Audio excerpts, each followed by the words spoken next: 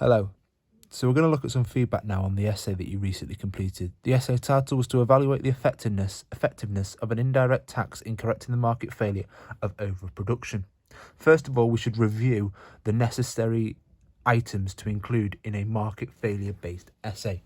So first thing we needed to include was definitions, which I was pleased to see that all of you included definitions at the start of your response. Number two, we followed the definitions by outlining the market failure, which again you all did effectively. Step 3, we then explained the method of intervention.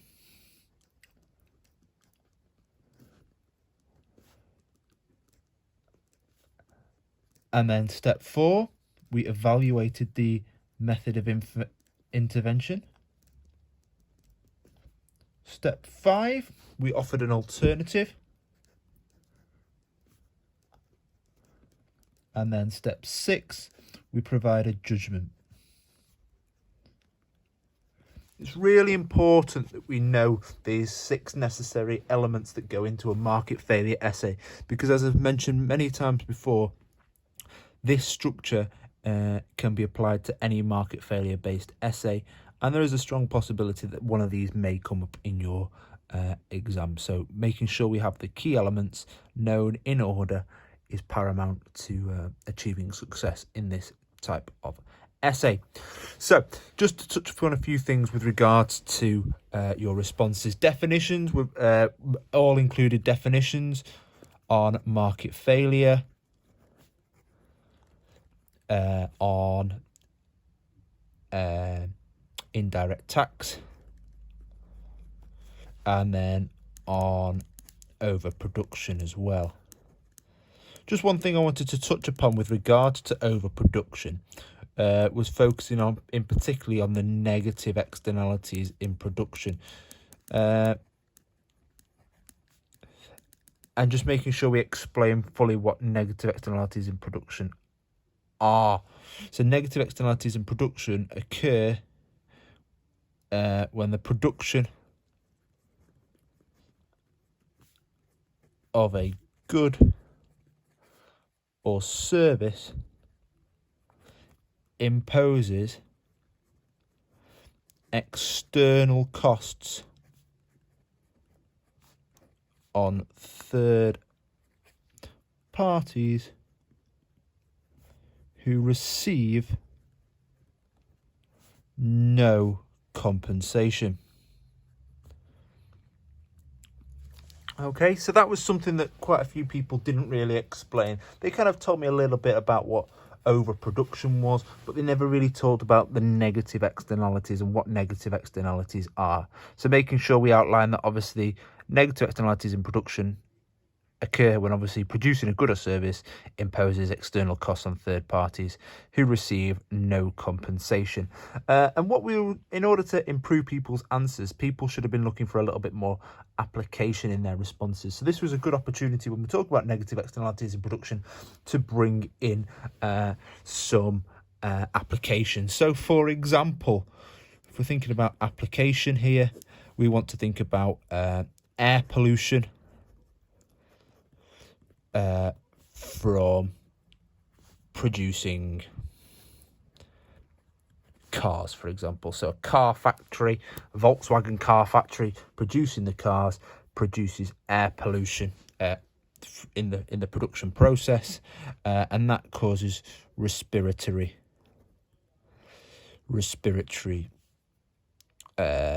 illnesses. That causes respiratory illnesses to occur, and obviously cost is borne by the health service.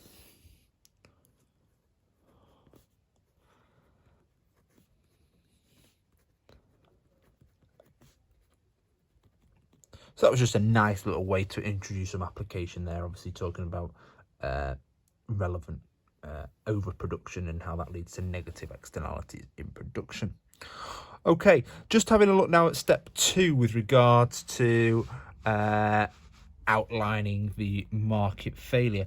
I'm not going to touch upon this too much because in general it was really well outline the market failure. Just a few things that I noticed in a few responses. Just clearly make sure you outline the free market equilibrium conditions.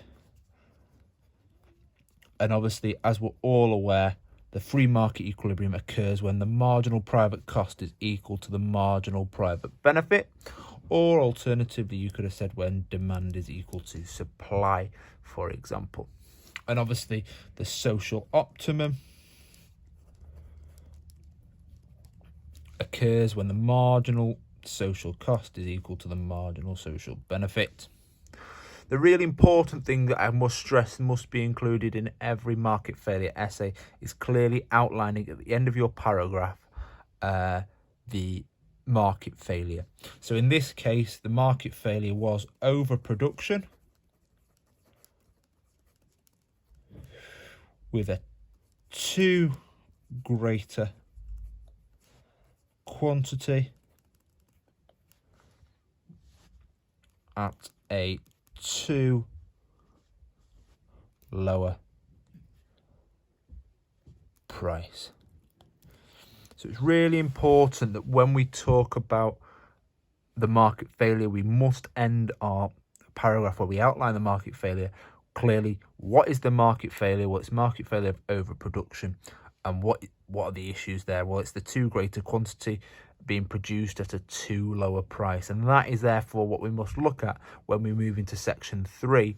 We must look at how section 3 can combat that overproduction with the too greater quantity being produced at a too lower price. So again, I'm really not going to touch about too much about area 3 where we looked at the method of intervention, because generally it was really well explained with regards to how the indirect tax would correct the market failure.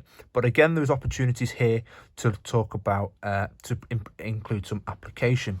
So for an example, an example of an indirect tax would be, for example, a carbon tax. So a carbon tax is a tax that is placed on producers based on the amount of CO2 that they produce when producing a good or service. So a carbon tax is a really good example of an indirect tax. Okay, and obviously when we talk about tax, the key phrase we must use with regards to talking about tax is obviously that it increases the costs of production for a firm, and that sentence is vital. Without that sentence, the analysis is very weak. So an indirect tax, an example of one being a carbon tax, and as I mentioned, this is a tax based on the amount of CO2 that a firm produces. And with that indirect tax, it raises the costs of production. And obviously we see that the MPC, the private costs plus the tax, lead to a reduction in supply. And what that does is that leads to an increase in price and a reduction in quantity. Obviously, with regards to this, we should be focusing on making sure our analysis links to our diagram. If our analysis does not link to our diagram, then there is no point in including a diagram. We must include a diagram, and we must refer to that diagram specifically with regards to our points on price and on quantity, and with regards to changes in the marginal private cost with and without the tax. But just to finish up here with regards to the method of intervention before looking at the evaluation, we must now make sure our final sentence of method of intervention links back to the market failure that we outlined at the end of our element 2. So with regards to the tax, we've said it increases the cost of production. We say it would decrease supply, and as good economists, we know that this would lead to increases in price and decreases in quantity. Obviously, we're going to make sure that in our answers we link back to our diagram. So what we must now do, though, is we must link to how it corrected this market failure. So we just say higher price and lower quantity should help correct the market failure of overproduction.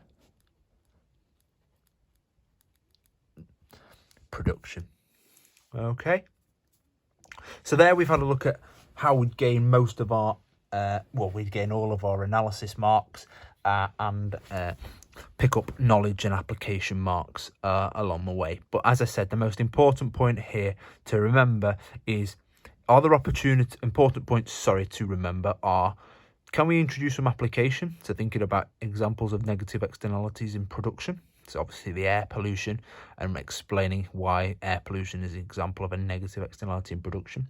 Can we introduce some examples of indirect taxes? So for example, a carbon tax is an example of an indirect tax that would be beneficial in helping to correct the market failure here. And as I've said, the most important thing here is we've got outlining the market failure. We've clearly said there's overproduction with too great a quantity at a too low a price. Obviously, this needs to be linked to our diagram, which you can all draw and you've all proven to me. But then we must link our method of intervention back to how it corrects the market failure.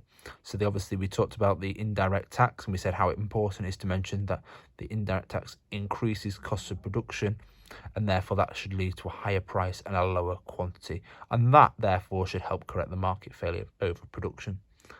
Generally, this was done really, really well by most students and led to really strong marks with regards to knowledge and analysis. What we're going to spend the majority of the time now looking at is we're going to look at evaluation and making sure that evaluation is developed in detail, because as you're all aware, there are 7 marks available for evaluation. So let's have a look at that now.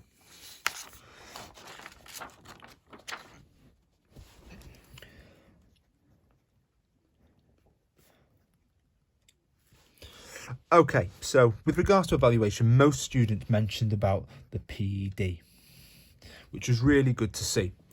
When we talk about PED, we should include both diagrams for a good being both price inelastic and a good being price elastic. So let's have a look here first of all. So we've got P, we've got Q. Let's look at first of all at something being price inelastic.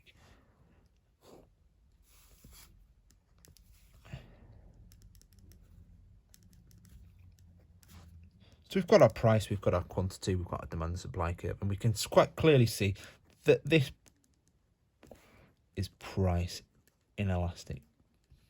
Obviously, we apply our indirect tax, which obviously increases cost of production and causes an inward shift of the supply curve from S to S1, as a result leading to an increase in price from P to P1 and a reduction in quantity from Q to Q1. So, and we should explain that here. So price inelastic, indirect tax increases cost of production. I'm just going to abbreviate to that to COP, and therefore that leads to a reduction in supply. We know the supply reduces because firms are less willing and able to supply at that given price and time. And that decreased supply is from S to S1. We see an increase in price, as I mentioned, from P to P1, and but that increase in price causes obviously a contraction along the demand curve.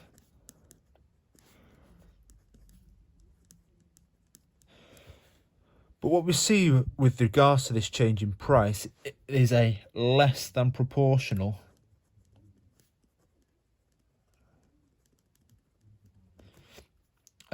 decrease in Q, and that's from Q to Q1. Okay, and it's really important we use that terminology, less than proportional decrease in quantity. So let's have a look now if the product was price elastic. And again, as I said, we must include the necessary diagram for this. So and what you should really be doing is you should making sure your demand curve is nice and elastic or nice and inelastic, obviously depending on which you're looking at. Because obviously the more elastic or more inelastic the demand curve is, the better your point is highlighted by the diagram.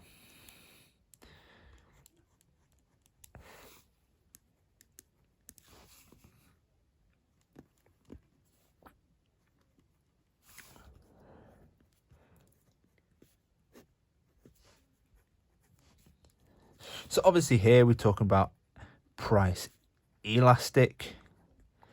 Obviously we've got the indirect tax, which increases cost of production, leads to a reduction into supply from S to S1. We see an increase in price P to P1, and there is a contraction along the demand curve. That is the same here. We see the exact same changes that we talked about there. However, the increase in price from P to P1 when price elastic leads to a more than proportional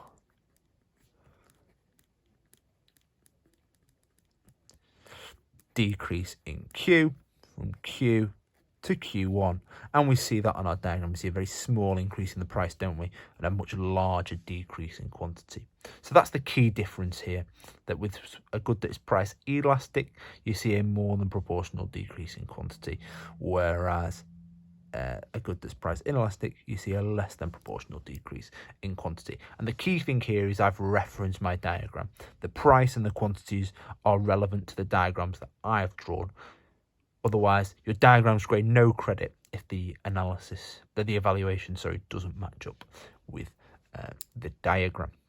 So what we need to do now is we need to sum up what we have here. So what we can say with regards to this is we can say, if the good or service is price inelastic, an indirect tax would be ineffective in correcting the market failure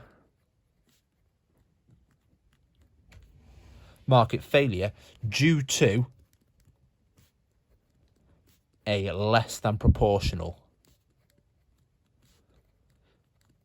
decrease in quantity.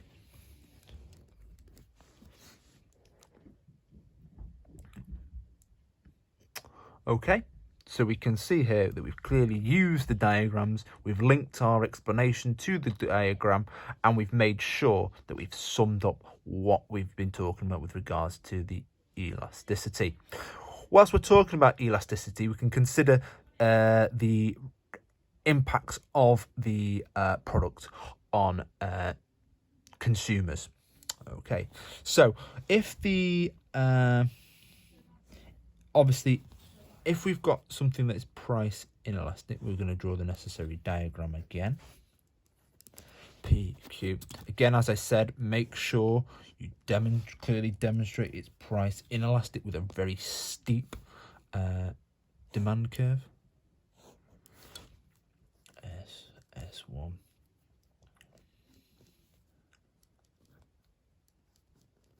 And then we'll go down from there. Q1. We've got P1. Okay, so again, this is price inelastic.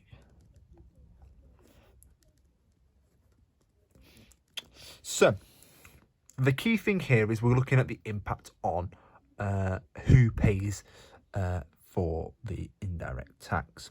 Okay, so the key thing here to remember is that the vertical distance between the two supply curves is the size of the tax. So the vertical distance, as we all well know, between the two supply curves is the size of the tax. Okay, so we can see actually from our diagram that actually the change in equilibrium price isn't as large as the shift in the supply curve, so the size of the tax. Okay, so the difference between the market equilibrium between P and P1, well, that is the amount that that's the size of the amount of the tax that the consumer is going to pay, because that's the market price now. The market price has risen from P to P1, so consumers originally had to pay P, now they're paying P1. So that is the difference in that price from P to P1 is the amount of the tax that the consumer is going to pay.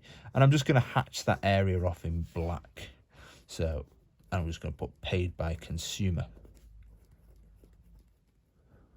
We can see though that the vertical distance between S1 and S actually intersects the supply curve here. So actually there's a little bit of the tax that goes along here. Okay, and we can label that point P2. And I'm just going to get a blue pen now, and I'm just going to highlight that blue area there. And that blue area is paid by the producer.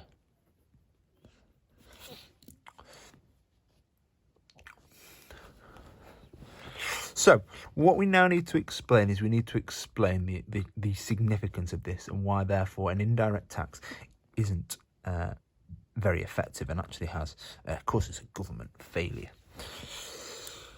So let's just explain what we've drawn. So P to P1 is amount of tax paid by consumer,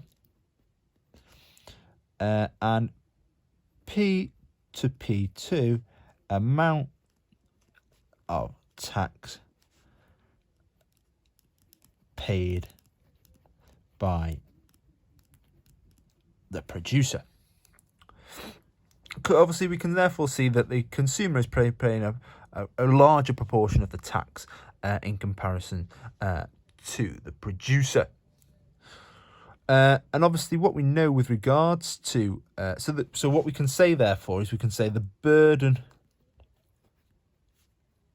of the tax, the majority of the tax, is on the consumer. And what we know in particular about indirect taxes, that they are regressive. What we mean by the fact that they are regressive is that in particular low-income earners are going to have to use a greater proportion of their income to pay for a particular product now.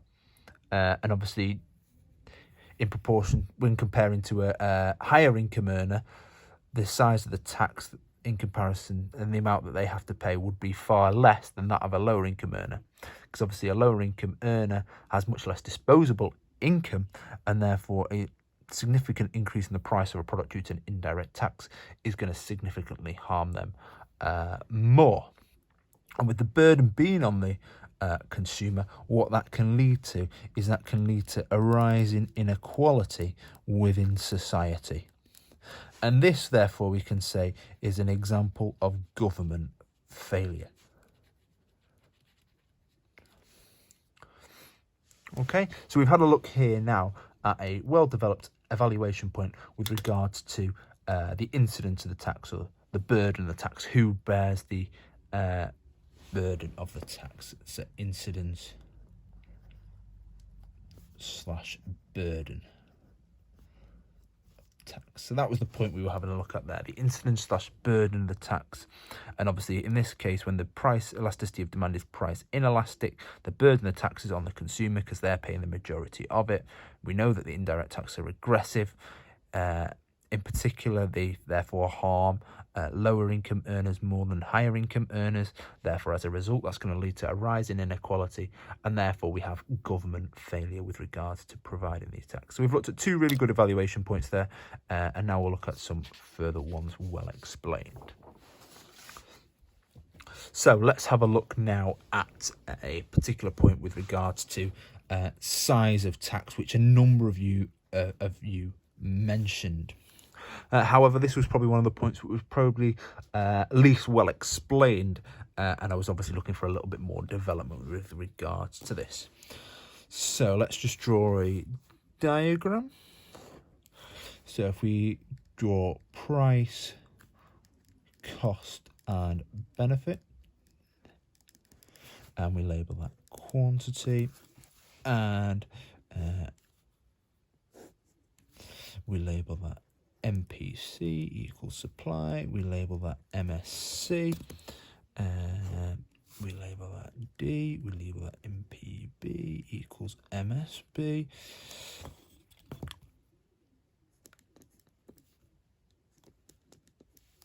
So we have Q, we can have Q1.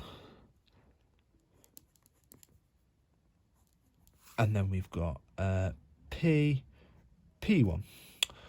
Okay, so we've got our diagram there. We've got our typical negative externalities in production diagram. So let's argue we have a tax that is too big. So the tax is too big. Okay, so if the tax is too big, the tax is going to be greater, therefore, with the MPC plus the tax is going to be greater than the marginal social cost. So we'd have a curve that looks like that, for example. So we'd have MPC plus tax, and we'll draw in the equilibrium for that. So we'd have that as Q2, and what we'd have there is we'd have a price of P2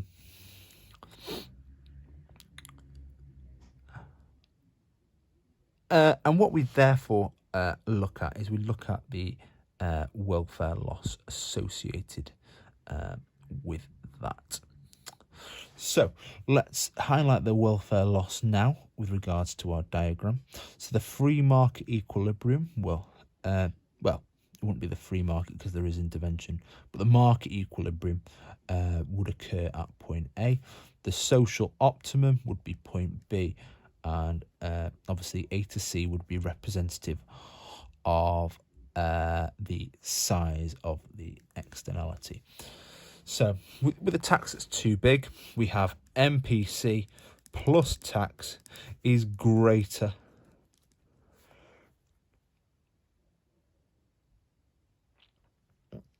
than the marginal social cost. And as a result, we have there are positive externalities in production. So there's a possible welfare gain. And therefore, potential welfare gain of area A, B, C. So actually, if we increase production from Q2 to Q1 and the price was lower, we'd actually get to the social optimum. But because the tax was too big, MPC plus tax is greater than the marginal social cost.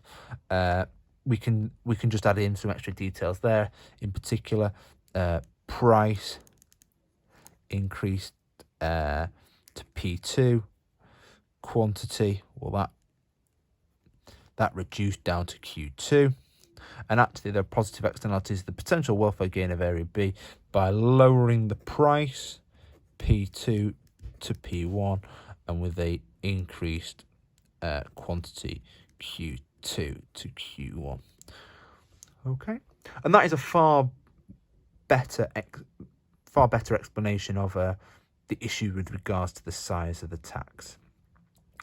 Obviously, many of you mentioned the issues with regards to the tax being too small, and obviously there still being a welfare loss, and that was generally quite well explained. But the issue with regards to the size of the tax being too big generally wasn't that well explained at all.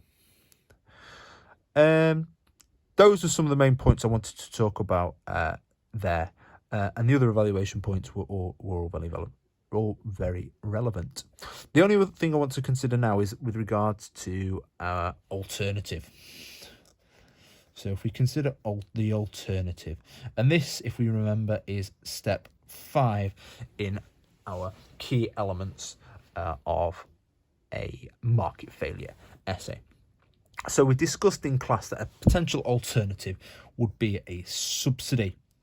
The real important thing when we talk about an alternative is we must explain why the alternative is better than the method that the question is asking for. So we need to explain why a subsidy would be better than a tax. Okay, so subsidy, the key thing with a subsidy with regards to how it works is that the subsidy decreases costs of production, doesn't it? And we don't need to do a particularly detailed subsidy diagram, but we can just show a simple supply and demand diagram to show the impact of a subsidy per unit, for example. Price, quantity, I'll show you freehand, S1, it's quite good that. D, P, P1, and then Q, Q1. So with regards to the subsidy, it decreases the costs of production, and therefore that means firms are more willing and able to sell at a given price and time. And therefore what we see with regards to that decrease in cost of the production is we see an increase in supply, S to S1, we see a reduction in price from P to P1, and we see an increase in quantity, Q to Q1. With regards to the subsidy, we need to be quite specific about what the subsidy is being applied to and why that would help correct the market failure. So many of you talked about obviously subsidising things such as green technology. And therefore, obviously, subsidising green technology, we need to explain why that would be better than a tax revenue for rather to gosh, I can't get my words out. Why a subsidy on green technology would be better than tax revenue. So the green technology would obviously help correct any negative externalities in production.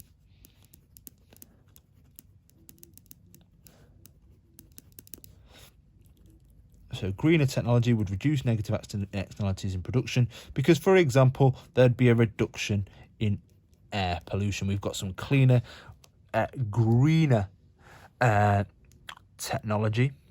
And what we would actually see is a reduction in the marginal social cost because obviously the external costs to society are now lower due to the cleaner air. So we would see a reduction in the marginal social cost. Okay, and one thing we need to just to say, as I said, is we need to explain why it's better.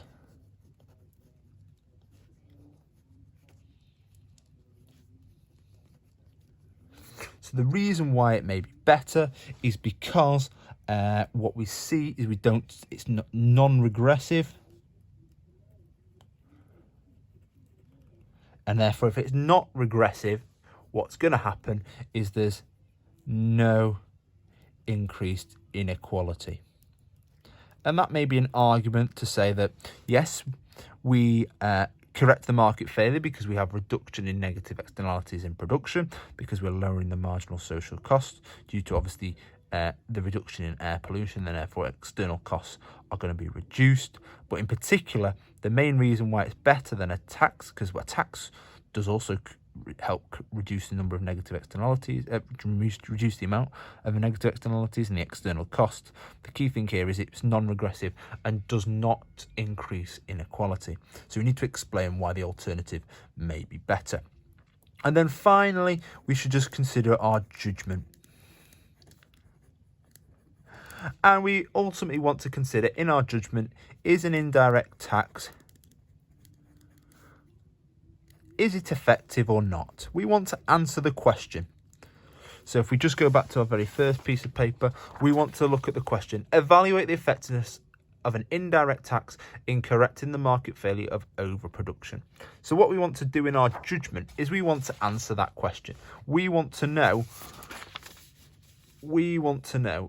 is the indirect tax effective? Does it effectively correct the market failure?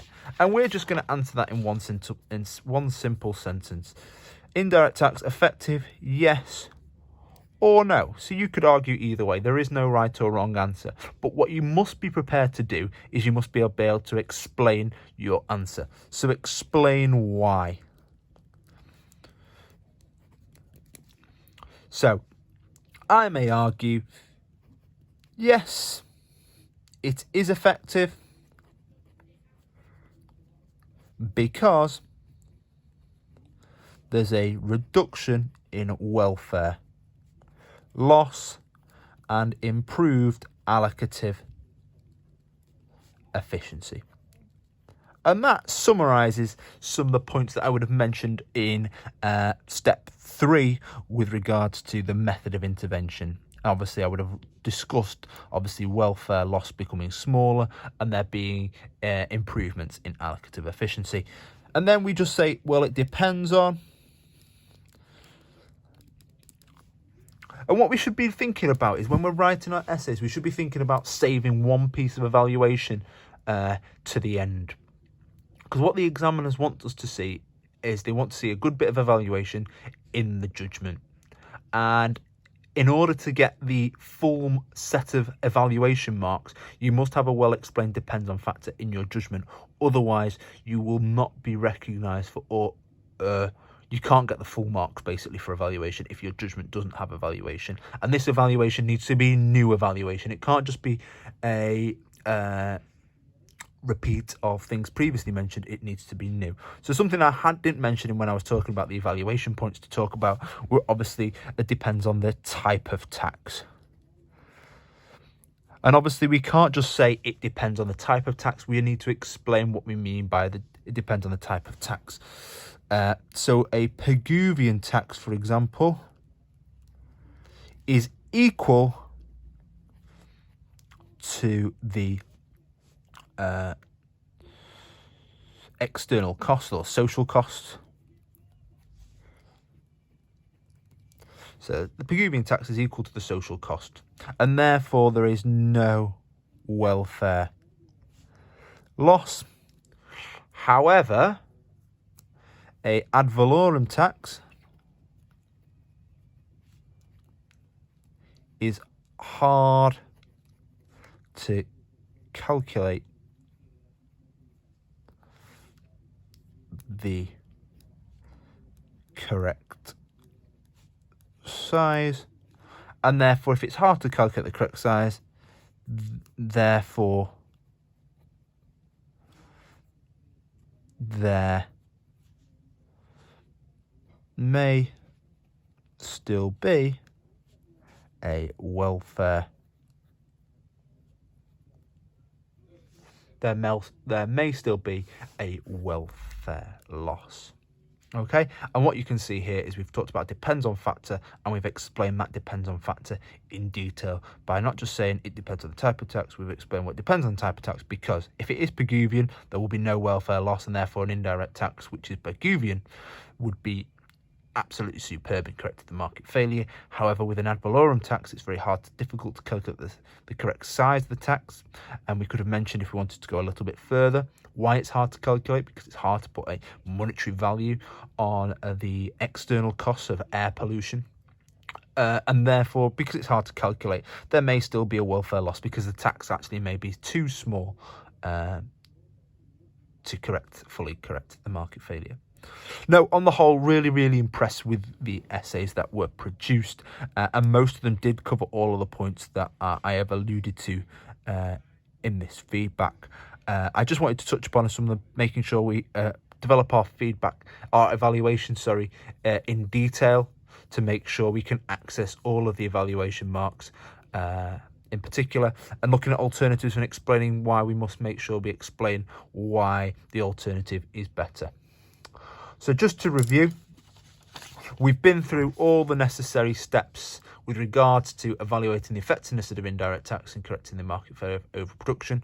We outlined the definitions, we outlined the market failure, making sure to mention at the very final sentence of our paragraph what the market failure is. We then introduce the intervention, explaining how that intervention works, again linking back to how it corrects the market failure of overproduction with too great a quantity at too low a price. We then evaluate the method of intervention, which we have done, and we looked at evaluating that in detail. We then introduced an alternative that may have been a better way of correcting the market failure than the method that was mentioned, and we've made to explain why it is better. We don't just say you use this other method. We say yes, you use this other method because it will achieve a very similar result. We saw with a subsidy on green technology would reduce the negative externalities in production, but we said why it was better. We said, well, it was better because it was not regressive and therefore wouldn't increase inequality. And then finally, we had our judgment, which we answered the question, is an indirect tax effective? Yes or no? We explain why, and that was only a 1 or 2 sentences summing up what we talked about.